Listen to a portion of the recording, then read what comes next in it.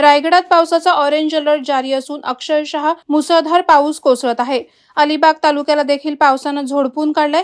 अशातच पोयनाड पोलीस ठाणे हद्दीत कार्ले-खिंड येथे एसटी महामंडळाच्या लाल परीचा भीषण अपघात झालाय। सोमवार दिनांक 15 जुलै रोजी सकाळी 7:30 वाजण्याच्या सुमारास ही घटना घडली।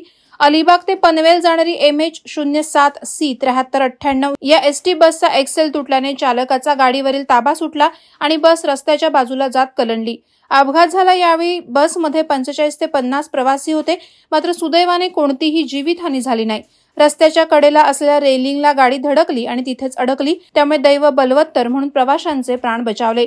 या घटनेची माहिती वाऱ्यासारखी पसरताच मुसळधार पावसात देखील स्थानिकांनी घटनास्थळी धाव घेत प्रवाशांना बसमधून सुरक्षित बाहेर काढण्याचा प्रयत्न केला।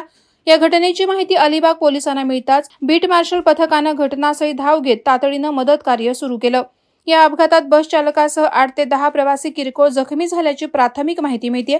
जखमींना अँब्युलन्सद्वारे हॉस्पिटलमध्ये रवाना केले। त्याचप्रमाणे या मार्गावरील वाहतूक सुरळीत करण्यात आली आहे। वादळवेरा लाईव्हसाठी धनंजय कवठेकर, अलिबाग। नवी मुंबई व रायगड जिल्ह्यातील ताज्या बातम्या आणि घडामोडींसाठी सबस्क्राईब करा वादळवारा लाईव्ह चॅनल आणि दाबा बेल आयकॉन।